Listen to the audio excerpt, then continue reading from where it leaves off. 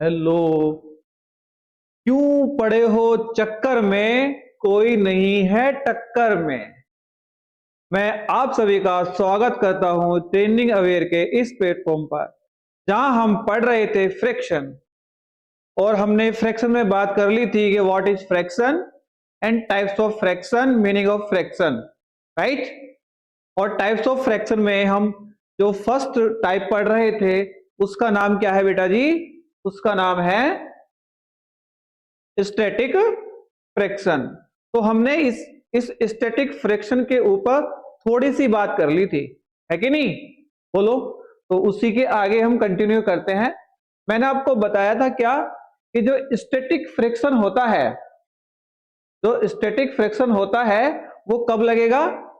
वो कब लगेगा? तो आप ये बताएंगे कि सर वो लगेगा ऑब्जेक्ट के मूविंग होने से पहले। ठीक है, जब आपको लगता है कि जो ऑब्जेक्ट है आपकी उसको मूविंग होना है, ठीक है, तो मूव में आना है, उसको मोशन में आना है, तो उसके मोशन से पहले जो आपका जो फोर्स अप्लाई होता है उस ऑब्जेक्ट के ऊपर, उसी का नाम क्या रखा गया है? Static fraction. स्टैटिक फ्रैक्शन मतलब जब कोई वस्तु, कोई आर्टिकल्स, मतलब कोई ऑब्जेक्ट जो है वो रुकी हुई होती है, ठीक है, रुकी हुई होती है, उस समय जब हम फोर्स लगाने की कोशिश करते हैं तो उस फोर्स को कहा जाता है स्टैटिक फ्रैक्शन। अच्छा देखो, इसमें होता क्या है बेटा जी स्टैटिक फ्रैक्शन में? जैसे मान लीजिए मैं किसी पे फोर्स लगा रहा हूं, जैसे सपोज दैट कोई बुक है मेरे पास, मतलब या ये मान लीजिए ये बोर्ड है, इस पे मैं फोर्स लगा रहा हूं इस तरह से, राइट। तो आपको जब इस पे फोर्स लगाएंगे ना आप, तो आपको ऐसा एहसास होगा कि सामने से कोई हमको ढकेल रहा है पीछे की ओर, ऐसे, है कि नहीं? आपको ऐसा एहसास होगा। तो उस समय क्या होता है, उस ऑब्जेक्ट के ऊपर जो फोर्स आपको लगता है कि कोई आपको आगे से इस तरह से पीछे को धकेल रहा है ना, तो वो क्या है? वो स्टैटिक फ्रिक्शन है। लेकिन बेटा जी एक स्टैटिक जो फ्रिक्शन होता है ना, उसकी एक लिमिट होती है, उसकी एक लिमिट होती है। क्या? जब हम उस स्टैटिक फ्रिक्शन से आगे बढ़ के फोर्स लगा देते हैं ना उस ऑब्जेक्ट के ऊपर, तो जो ऑब्जेक्ट्स होती है वो मूव करने लग जाती है। समझ रहे हो? वो जो ऑब्जेक्ट्स होती है वो मूव करने लग जाती है, उसके अंदर मोशन आ जाता है, उसके अंदर मूवमेंट आ जाता है। तो जब उस ऑब्जेक्ट्स के अंदर मूवमेंट आ जाता है तो होता क्या है, उस ऑब्जेक्ट्स के और जिस पे वो रखी हुई थी, मतलब जहां से आप उसको मूवमेंट दे रहे हैं, यानी कि जहां से वो स्लिप हो रही है, तो उनके बीच में जो स्टैटिक फ्रैक्शन होता है आपका, इसकी जो वैल्यू है ना धीरे धीरे क्या हो जाती है? कम हो जाती है, डिक्रीज हो जाती है। समझ रहे हो कि नहीं समझ रहे हो? और जैसे जैसे इसकी वैल्यू कम होती रहती है, तो जो हमारी जो ऑब्जेक्ट इसके ऊपर रखी थी, जिसको आप उसको धकेलना चाह रहे थे या उसमें मूवमेंट लाना चाह रहे थे, तो वो क्या होता है, उसकी जो ग्रिप है ना, उसकी जो ग्रिप है, तो जो नीचे रखी हुई वस्तु के ऊपर, तो वो उसकी जो ग्रिप है वो क्या हो जाती है? कमजोर पड़ जाती है, टूट जाती है। और टूटने से क्या होता है, वो तुरंत आगे बढ़ जाती है, उसके अंदर मूवमेंट आ जाता है वो, ठीक है।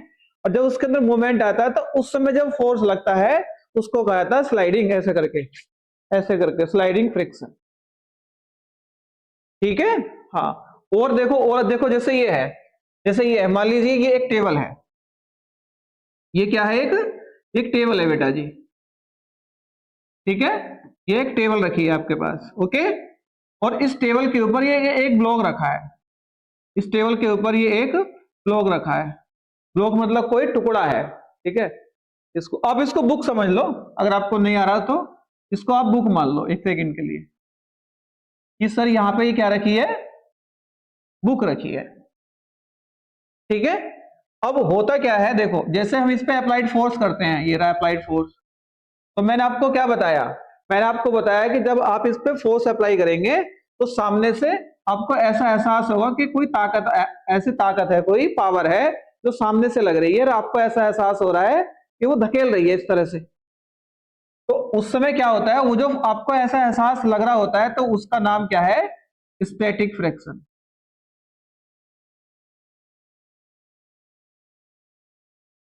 स्टैटिक फ्रिक्शन ये है वो उस समय। और ये कहां लगता है? ये आपको मैंने बताया, जैसे ये टेबल रखी है तो टेबल के, ये टेबल और इस बुक के बीच में जहां पे टच हो रखी है एक दूसरे से, इनके बीच में ये फोर्स ऑफ फ्रिक्शन जो है ये अप्लाई होता है। और फोर्स ऑफ फ्रिक्शन कौन सा वाला? स्टैटिक फ्रिक्शन, वो भी ठीक। लेकिन लेकिन देखो, लेकिन लेकिन जब हम, आपने देखा ये देखा जब आपकी जो ये कार होती है और ये कहीं पे मतलब रुकी हुई है और इस पे कोई इंसान है, कोई मतलब है ना, कोई आदमी है, मैन है, वो इस पे क्या करता है, इसको जैसे आगे की ओर इसको है ना धकेलने के लिए कोशिश करता है कि इसको हम क्या करें, इसको पुश करें, इस तरह से पुश करता है। तो एक आपने देखा होगा कि इसकी एक लिमिट होती है ना, वो क्या करेगा, धीरे धीरे उसको उसको मतलब उस पर प्रेशर देगा, जोड़ देगा है ना, और जब तक वो हिल नहीं रही है, वहां से अपनी पोजीशन नहीं छोड़ रही है, तब तक क्या बना हुआ है, स्टैटिक फ्रिक्शन बना हुआ है, स्टैटिक फ्रिक्शन बना हुआ है तब तक। लेकिन इसकी एक लिमिट होती है, मैंने आपको बताया स्टैटिक फ्रिक्शन की एक लिमिट होती है, जिसको हम लिमिट स्टैटिक फ्रिक्शन कहेंगे, मतलब मैक्सिमम कितना स्टैटिक फ्रिक्शन इस पे अप्लाई हो रहा है। लेकिन होता क्या है, जब इंसान उस लिमिट को तोड़ देता है, मतलब उसको पार कर देता है, उसको क्रॉस कर देता है पूरी की, है ना, तो क्या होता है, इसके अंदर थोड़ा सा मूवमेंट हो जाता है, ये चलने लग जाती है। क्यों? क्योंकि इसके पहियों की जो ग्रिप थी ना इस सड़क पे जो बनी हुई थी, जो स्टैटिक फ्रिक्शन को, ठीक है, मतलब अप्लाई किए हुई थी, तो इस इनके पहियों की ग्रिप और सड़क के बीच की जो ग्रिप थी, जहां पे ये पहिए जो थे सड़क के साथ ये ग्रिप बनाए हुए थे, उसके अंदर थोड़ा सा क्या आ जाता है, ढीलापन आ जाता है, वो थोड़े से कमजोर पड़ जाते हैं, और जैसे ये कमजोर पड़ते हैं तो ये कार जो है ये आगे बढ़ने लग जाती है ना, और ये कार जब आगे बढ़ जाती है तो बेटा जी ये जो स्टैटिक फ्रिक्शन है उस समय बन जाता है ये स्लाइडिंग फ्रिक्शन। बोलो, ठीक है, आप इसको देख सकते हैं, ये है, ये ये क्या है, ये मान लीजिए कोई गेट है या कोई दरवाजा है या कोई बॉक्स है, इसको आप हिलाना चाह रहे थे और ये हिला ही नहीं आपसे, क्योंकि आपने इस पे क्या किया, फोर्स ऑफ अप्लाइड फोर्स लगाया ऐसे आगे की ओर, है कि नहीं, ठीक है। और आपका जो मैं आपको बता रहा था कि आपको ऐसा एहसास होता है कि सामने से कोई पावर यूज हो रही है जो हमको इसको क्या कर रही किए हुए है, इसको रोके हुए है, इसको आगे धकेलने से हमको रोक रही है, तो उसका नाम क्या है, फोर्स ऑफ फ्रिक्शन। क्योंकि ये सामने से लगता है तो इसकी डायरेक्शन होती है बेटा जी, क्या हो जाती है, देखो हमारा अप्लाइड फोर्स की डायरेक्शन ये है और इसके फोर्स ऑफ फ्रिक्शन डायरेक्शन ये है, तो डायरेक्शन एक दूसरे के अपोजिट हो जाती है, बोलो है कि नहीं।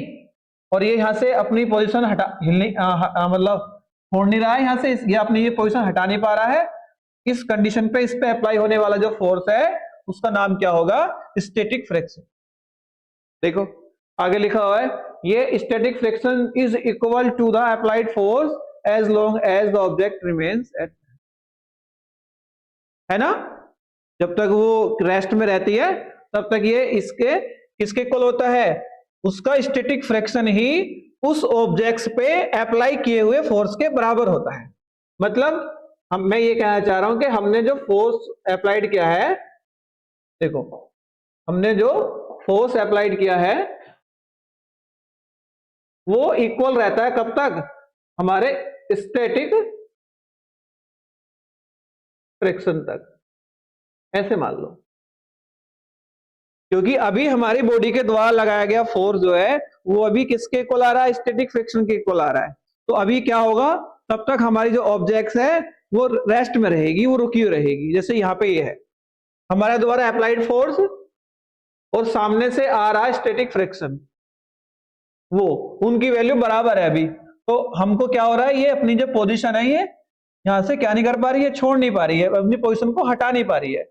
लेकिन मैंने आपको बताया कि जब हम उस लिमिट को पार कर देते हैं, उस स्टैटिक फ्रिक्शन की उस लिमिट को पार कर देते हैं, तो होता क्या है, ये जो कार है ये किस में आ जाएगी, मोशन में आ जाएगी, इसके अंदर मूवमेंट आ जाएगा, और उस समय वो जो मूवमेंट है वो किस में कन्वर्ट हो जाएगा, स्टैटिक फ्रिक्शन जो है वो कन्वर्ट हो जाएगा किसमें, स्लाइडिंग फ्रिक्शन,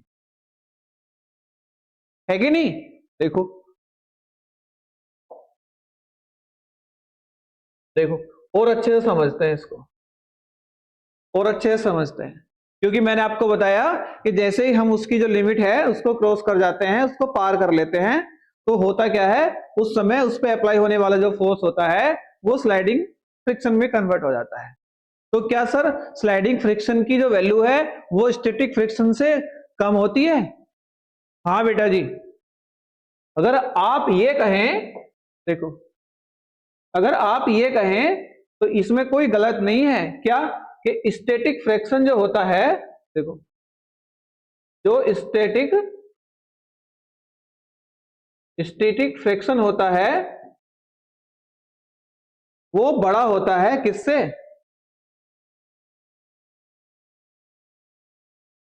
स्लाइडिंग फ्रिक्शन से। तो इसमें कहना गलत नहीं होगा। क्यों? क्योंकि आपको पता है ना, अभी आपको मैं यही तो बता रहा था कि जब हम उस स्टैटिक फ्रिक्शन की वैल्यू को क्या कर देते हैं, पार कर देते हैं, तो हमारा वो स्लाइडिंग फ्रिक्शन में बन जाता है। और स्लाइडिंग फ्रिक्शन होने के बाद जो ऑब्जेक्ट्स है वो आसानी से स्लिप हो जाती है। ठीक है, तो हम ये जो बात है static friction is greater than sliding friction, ये सही होगी, है कि नहीं? देखो जैसे ये है, सपोज देखो ये रहा, देखो यहाँ पे आप ध्यान से देखो, ये ऑब्जेक्ट्स है इस टेबल के ऊपर रखी हुई है, टेबल के ऊपर रखी हुई है, इसका मतलब क्या है? इसका मतलब यहाँ इस पोजीशन में स्टैटिक फ्रिक्शन अप्लाई हो रहा है, जो इसके अंदर मूवमेंट नहीं होने दे रहा। लेकिन मैंने क्या किया, हाथ लगा के इस ऑब्जेक्ट्स पे, यानी कि इस बुक पे हाथ लगा के मैंने इसके स्टैटिक फ्रिक्शन की जो लिमिट थी ना उसको तोड़ दिया, उसको पार कर दिया। और जैसे ही मैंने वो लिमिट पार की तो आप ध्यान से देखो तो इस ऑब्जेक्ट के अंदर क्या आ गया, मूवमेंट आ गया। तो ये यहाँ पे जो इस पे फोर्स ऑफ फ्रिक्शन अप्लाई हो रहा है वो कौन सा वाला है? Sliding friction. आप इसको देख सकते हो, देखो ये एक बॉक्स है, देखो यहाँ पे देखो ये एक मैन है, ये मैन जो है इस बॉक्स को स्लिप कर पा रहा है, मतलब इसको आगे, मतलब इसको है ना इस तरह से धकेल रहा है, मतलब इसको आसानी से ले जा रहा है। ठीक है, इस तरह से। तो इसकी वजह क्या है? देखो इसकी वजह ध्यान से आप उसको समझने की कोशिश करो, होता क्या है, देखो ये रहा, जैसे मान लीजिए ये आपका सरफेस है, ये रहा, और इस सरफेस पे ये वुडन बॉक्स रखा हुआ है, मान लीजिए ये रखा था, ये बक्सा रखा था। तो जब ये बक्सा हमसे हिलता नहीं है, जब तक ये हमसे बक्सा यहां से हिलता नहीं है, तो होता क्या है, सामने से एक पावर यूज होती है, इसका आप नाम मैंने बताया कि फोर्स ऑफ फ्रिक्शन। और वो भी किस तरह का फोर्स ऑफ फ्रिक्शन है? यहाँ पे स्टैटिक फ्रिक्शन है। क्यों? क्योंकि देखो स्टैटिक फ्रिक्शन जो होता है वो क्या कर रहा है, जो ये सरफेस इस बॉक्स से टच हो रहा है, इसके बीच में होता क्या है, छोटे छोटे रफली जो होते हैं, छोटे छोटे दाने होते हैं, मतलब ऐसा मान सकते हो आप, यहाँ पे छोटे छोटा होल ऑन वो होते हैं, मतलब दाने मान लो। ठीक है, हाँ निशान होते हैं, जैसे देखो ये ध्यान देखो आप ऐसे, ठीक है, रफ टाइप, मतलब खुरदरे ये। तो हमारे बक्से की जो लेयर है नीचे वाली, इस लेयर से इस सरफेस की लेयर के जो ये टच कर रहे हैं, देखो दोनों के दोनों, तो इसमें ये दोनों जो ऐसे करके है ना, इसके अंदर ये दोनों जो दाने हैं ना, ये जो स्पेस है ये रफली ये भरा हुआ होता है, ये मतलब अच्छे से ग्रिप बनाए हुए होता है। तो हम जब तक देखो, हम क्या करते हैं, जैसे ही ग्रिप बनाए हुए अच्छे से, तो इस पे जब पकड़ है वो बहुत मजबूती से बनी हुई है, तो आप इस पे कितना भी फोर्स लगा लेना ये हिलेगा नहीं।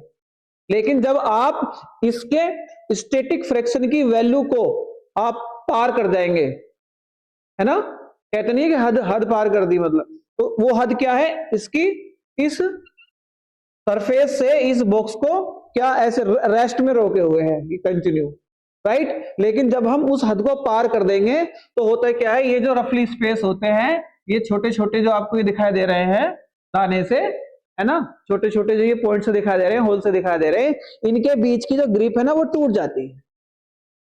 और जब इनके बीच की ये ग्रिप टूट जाती है तो इसके अंदर मूवमेंट आ जाता है, और मूवमेंट आते ही ये जो आपका बॉक्स है इस सरफेस पे ये फिसलने लग जाएगा, ऐसे करके, ऐसे।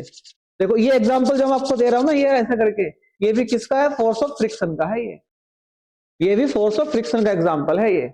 देखो आप ऐसे करो हाथों को, तो आपके हाथों के अंदर हीट पैदा होगी, गर्मी आएगी ऐसे। क्यों? क्योंकि यहाँ पे घर्षण हो रहा है, फोर्स ऑफ फ्रिक्शन अप्लाई हो रहा है। और वो कौन सा वाला, स्लाइडिंग, क्योंकि देखो ये ऐसा करके रपट रहा है मेरा हाथ, इस तरह स्लिप कर रहा है, देख रहे हो आप? नहीं, तो ये किसका एग्जाम्पल होगा, ये एग्जाम्पल बन जाएगा स्लाइडिंग फ्रिक्शन का। देखो स्लाइडिंग फ्रिक्शन जो है वो यही तो कहता है। स्लाइडिंग फ्रिक्शन क्या कहता है? देखो स्लाइडिंग फ्रिक्शन कहता है ये वो फ्रिक्शन होता है, देखो ये वो, देखो ये sliding friction is a frictional force, मतलब ये वो फ्रिक्शनल फोर्स होता है जो कि लगता है कब? जब एक ऑब्जेक्ट स्लाइड्स करती है ओवर अदर सरफेस, मतलब दूसरे किसी सरफेस के ऊपर जब एक ऑब्जेक्ट स्लाइड करती है, स्लाइड का मतलब है फिसलती है, रपटती है। जैसे मैंने आपको एग्जांपल बताया था उस दिन कि यदि हम केले का जो छिलका होता है उसके ऊपर पैर रखते हैं तो वहां क्या होता है? वहां स्लिप हो जाता है इंसान। क्यों? क्योंकि जैसे आपने उस पर पैर रखा तो केले ने क्या काम किया? केले ने ये जो स्पेस था, देखो ये जो छिलका था केले का, ठीक है, जहां पे वो पड़ा हुआ था उसके बीच में इस स्पेस को क्या कर दिया? खत्म कर दिया। इन छोटे छोटे दानों को खत्म कर दिया, इसको चिकना कर दिया वहां पे। और जैसे चिकना आप करेंगे तो आपको क्या होगा? आपकी जो ग्रिप है ना, ग्रिप ग्रिप मतलब पकड़, खड़े होने की जो मजबूती है वो कम हो जाएगी, वो टूट जाएगी, मतलब आपका जो स्टैटिक फ्रिक्शन है वो खत्म हो जाएगा वहां। तो कहते ये हैं स्टैटिक फ्रिक्शन गया, स्लाइडिंग फ्रिक्शन आया। बोले बेटा तू जा मैं आऊं, उस तरीके से है इनकी कहानी। ठीक है, हाँ। तो फिर हम जो वहां से क्या हो जाते हैं? स्लिप हो जाते हैं, रपट जाते हैं, क्योंकि हम उस कंडीशन में ग्रिप नहीं बना पाते। समझ रहे हो कि नहीं? और ग्रिप क्यों नहीं बनी? फोर्स ऑफ फ्रिक्शन नहीं लगा। कौन सा वाला? स्टैटिक फोर्स ऑफ फ्रिक्शन नहीं लगा। तो वरना अगर हम खड़े रहते तो स्लाइडिंग फ्रिक्शन आ गया वहां पे, क्योंकि स्टैटिक फ्रिक्शन की वैल्यू खत्म और स्लाइडिंग फ्रिक्शन की वैल्यू 40। ठीक है, उस आधार पे हम कह सकते हैं कि जब हम किसी वुडन बॉक्स को पुश करते हैं फ्लोर पर तो किसकी वजह से? स्लाइडिंग फ्रिक्शन की वजह से वो आगे बढ़ जाता है। बोलो, ठीक है। देखो और भी एग्जांपल्स हैं इसके, और भी एग्जांपल्स हैं, देखो ये सारे एग्जांपल्स हैं। ये तो हो गया। देखो falling down on a slippery floor, जैसे मैंने बताया कि कोई इंसान है ना, और वो क्या करता है? वो फ्लोर पे स्लिप हो जाता है ना, रपट जाता है। देखो जैसे आप देखो, ये देखो, ये देखो, देखो बड़े मजे ले रहा था ये, है ना? देख रहे हो नहीं? देखो देखो गिर गया, इसके दांत टूट जाएंगे। अब ठीक हो गया ये भूल गया ना, ये भूल गया बेटा कि इसकी जो ग्रिप है ना, जब हमारा फ्लोर एकदम स्मूथ हो जाता है, चिकना हो जाता है, तो वहां पे हमारी जो ग्रिप है ना वो खत्म हो जाती है। समझ रहे हो? और देखो ग्रिप खत्म होती, ये बाबूजी गिर गए, इनके दांत टूट गए हैं। हाँ। अच्छा देखो, आप ये करते हैं, ये गेम खेला आपने tug of war? Tug of war तो खूब खेला होगा सर जी। ये टग ऑफ वार बेटा किसका एग्जाम्पल है? स्लाइडिंग फ्रिक्शन का एग्जाम्पल है। क्यों बेटा? इसमें क्या होता है ना कि इसमें टग ऑफ वार में भी हमें ग्रिप चाहिए बहुत अच्छी, क्योंकि अगर हमारी ग्रिप बनी हुई है नीचे ना फ्लोर पे जहां हम खड़े हैं, हमारा जो पैर होता है वो अगर अच्छे से ग्रिप बना लिया उसने, और हमारे हाथों ने रस्सी पे अच्छे से ग्रिप बना ली, तो हम क्या करेंगे? हम आगे इधर नहीं बढ़ पाएंगे, ऐसे नहीं हो पाएंगे, है ना? क्योंकि हमारी जो ग्रिप है वो अच्छी बनी हुई है, इस तरह से हमने अच्छे से पकड़ रखा है ऐसे। और जैसे ही अगर हमारी ग्रिप टूटी, ग्रिप का मतलब हमारा जो स्टैटिक फ्रिक्शन है उस पर जोर पड़ा और वो कमजोर पड़ गया, तो होगा क्या? रस्सी छूट जाएगी, है ना? और या हमारा जो पैर है वो आगे बढ़ जाएगा, आगे बढ़ जाएगा तो सामने वाला हमें अपनी तरफ खींच लेगा और हम हार जाएंगे। तो टग ऑफ वार भी ऐसा मान लो कि ग्रिप का है, इसमें भी मेन पॉइंट है ना, ये है। अच्छा देखो आप ये सारे एग्जांपल्स आप पढ़ लेना एक एक करके, इसमें मैंने कुछ खास ही दिए। देखो आप जो ये वाइपिंग करते हैं, वाइपिंग मतलब जब फ्लोर पे आप पोछा मारते हैं ना, तो कहीं ना कहीं फ्लोर पे पोछा मारने का जो कंसेप्ट है ये भी स्लाइडिंग फ्रिक्शन का एग्जांपल है। क्यों? जब आप पोछे को ऐसे घुमाते हो, देखो ये रहा, है ना, ये रहे, देखो आप इसे, है ना, देखो कैसे कैसे दिन आ गए हो, हैं? देखो आदमी को पोछा लगाना पड़ रहा है, देख रहे हो आप हालत, है ना?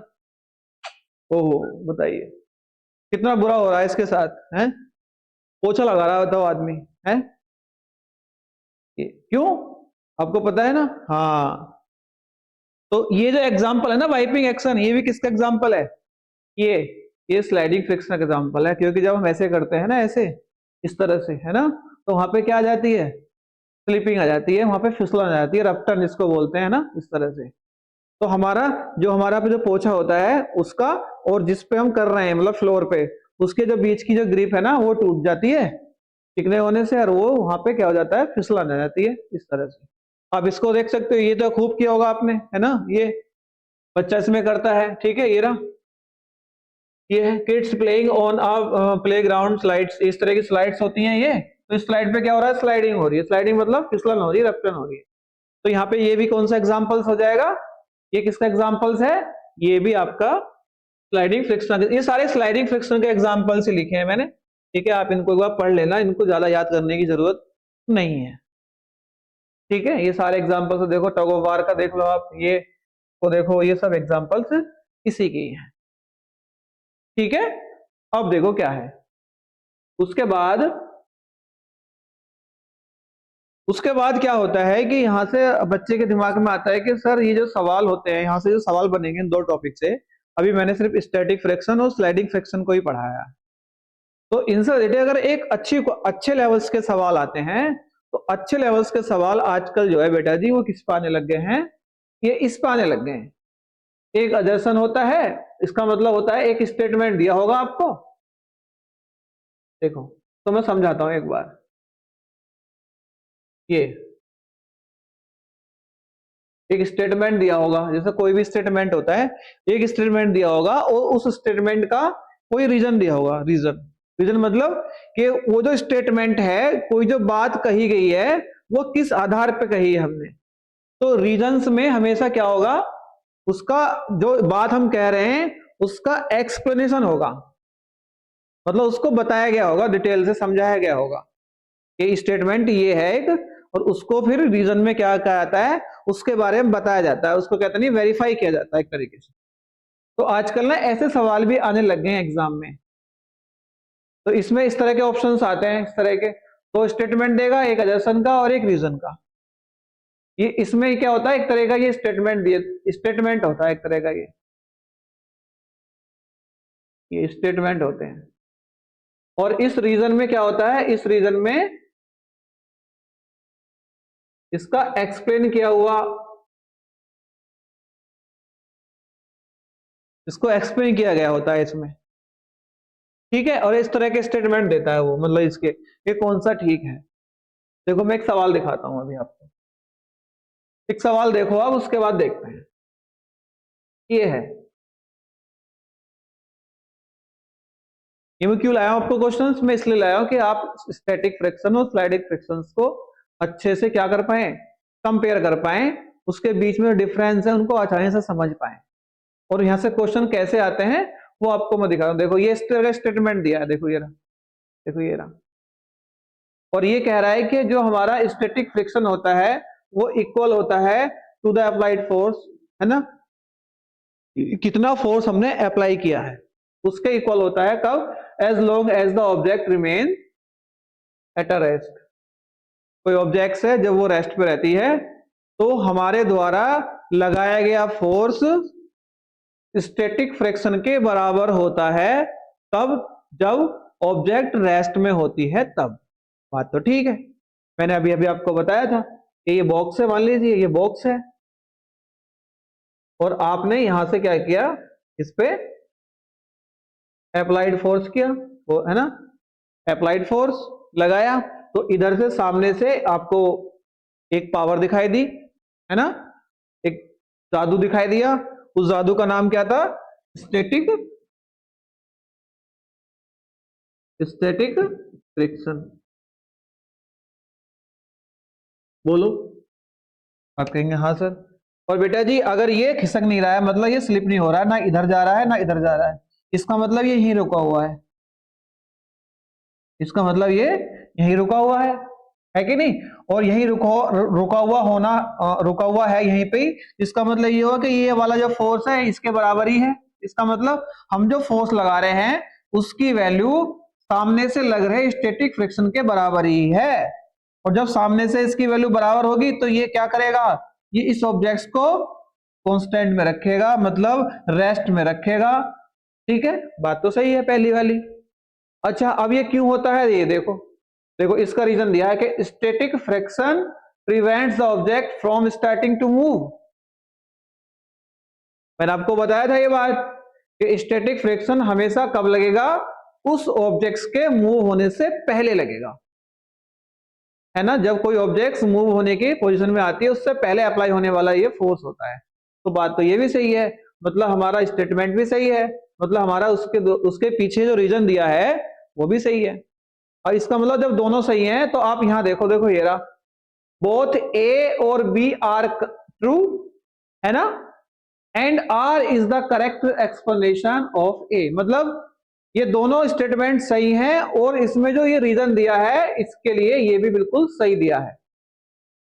तो हमारा आंसर कौन सा हो जाएगा बेटा जी, आंसर हो जाएगा हमारा A, A, option number A is the correct answer.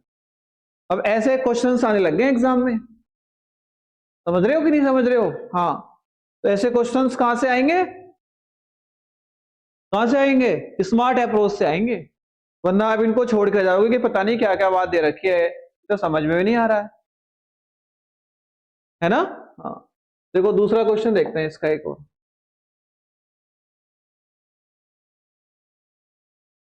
देखो इसको देखते हैं,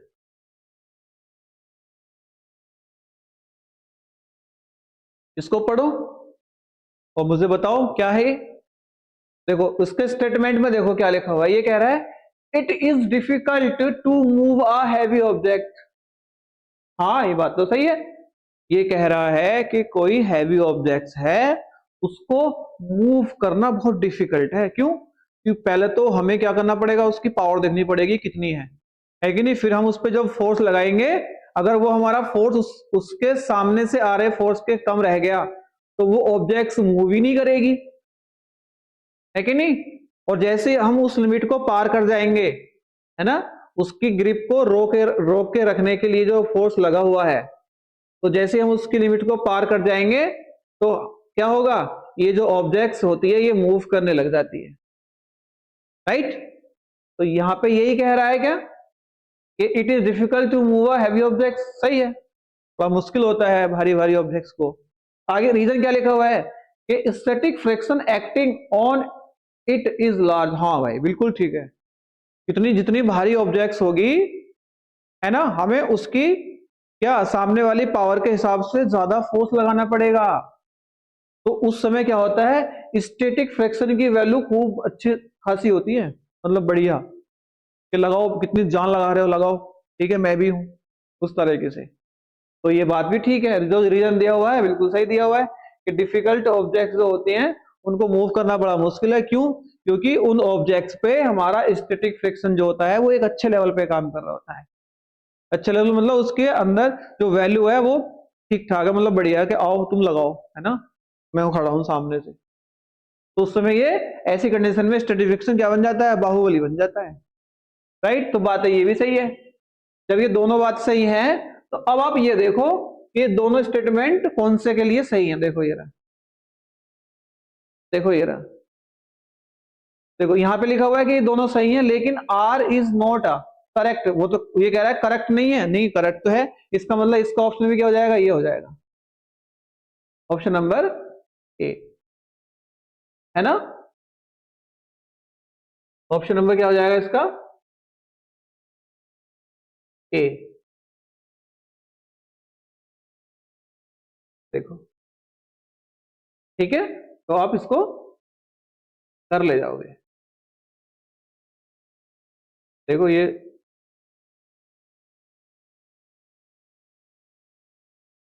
तो इसका आंसर क्या आ जाएगा, इसका आंसर आ जाएगा ए, मतलब दोनों ठीक हैं, ये भी ठीक है और ये भी ठीक है, दोनों ठीक हैं। और हमारा जो रीजन है वो इस असर्शन के लिए सही है, मतलब हेल्पफुल है, ठीक।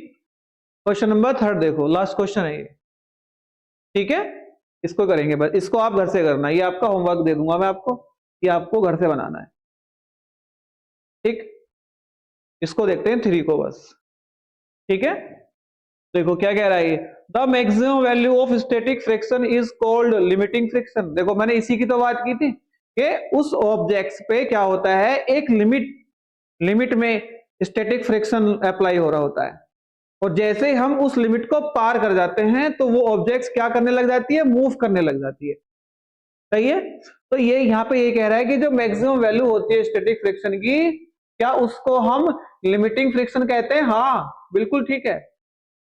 एक मैक्सिमम लिमिट होती है स्टैटिक फ्रिक्शन की, है ना, उस ऑब्जेक्ट्स पे जो अप्लाई हो रही होती है, वो उसी को पार करना है हमको, है ना।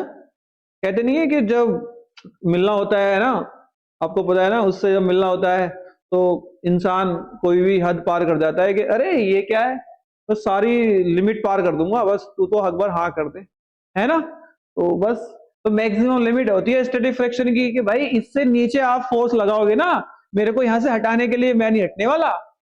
तो मेरे लिए, अगर आपको मुझे रिमूव करना है, मुझे मतलब स्टैटिक फ्रिक्शन ये कह रहा है कि अगर आपको मुझे रिमूव करना है तो मेरी लिमिट जो है उससे आपको ज्यादा फोर्स लगाना पड़ेगा। तो बात स्टेटमेंट में ठीक है। दूसरा पढ़ो, लिखा हुआ है यहाँ पे, उसके बाद देखो जब आप उस मैक्सिमम लिमिट को क्रॉस कर देते हैं या तोड़ देते हैं तो फिर क्या होता है, आपकी जो ऑब्जेक्ट है वो आगे बढ़ जाती है, और जैसे आगे बढ़ जाती है तो आपका जो स्लाइडिंग फ्रिक्शन है वो स्टैटिक फ्रिक्शन जो है वो आपका स्लाइडिंग फ्रिक्शन में कन्वर्ट हो जाता है। और स्लाइडिंग फ्रिक्शन में कन्वर्ट होते ही क्या होता है, उस ऑब्जेक्ट के अंदर मूवमेंट आ जाता है, और मूवमेंट आते ही वो ऑब्जेक्ट आगे बढ़ जाती है। तो आप देखो उसका जो रीजन है क्या हुआ, ऐसे ही लिखा हुआ है। देखो sliding begins only after the limiting friction is exceed, बिल्कुल सही है। यही तो कह रहा है कि जैसे ही आपने उस स्टैटिक फ्रिक्शन की लिमिट पार कर दी तो वो किसमें किसमें शुरू हो गया कन्वर्ट होना, स्लाइडिंग फ्रिक्शन में, और उससे ऑब्जेक्ट्स आगे बढ़ने लगे। बात तो ठीक है, इसका मतलब ये वाला स्टेटमेंट भी ठीक बोला है हमें उसने। तो हमको यहाँ पे दोनों स्टेटमेंट ठीक बोले हैं, इसका मतलब हमारा जो आंसर हो जाएगा वो क्या हो जाएगा, ए, है ना, क्योंकि इसका जो एक्सप्लेनेशन दे रखा है इसमें ये बिल्कुल सटीक है इस स्टेटमेंट के, राइट। तो हमारा इसमें आंसर क्या हो जाएगा, ए, दोनों सही है, और जो आर है वो ए का सही एक्सप्लेनेशन है। ठीक है, ये क्वेश्चंस आपको करना है। तो आपको समझ आ रहा है, ऐसे क्वेश्चंस आते हैं एग्जाम में, ये अच्छे लेवल के क्वेश्चंस होते हैं, और बच्चा इनको छोड़ देता है कि क्या दे रखा है, ए आर पता नहीं चल रहा। ये कुछ नहीं है, बस आपका जो कंसेप्ट है अगर वो ठीक है और क्लियर है तो ये क्वेश्चन उन लिखने वाले क्वेश्चन से बहुत आसान होते हैं। इसमें तो कुछ करना नहीं है, ये लिखा हुआ है स्टेटमेंट और ये लिखा हुआ है इसका आंसर, ही ये नीचे आंसर मान लो आप, ऐसा मान लो ये क्वेश्चन लिखा हुआ है आपका और ये इसका आंसर है, ऐसा मान लो आप। बस आपको ये पढ़ना, इस पे वेरीफाई करना है कि ये जो बात कही गई है यहाँ पे क्या ये इसके हिसाब से सही है, बस ये चेक करो। ठीक है, तो ये आपका होमवर्क है, ये आपको बनाना है। ठीक है, इसको बना लेना आप। तो thank you watching this video, देखते रहिए, मुस्कुराते रहिए, ट्रेंडिंग अवेयर।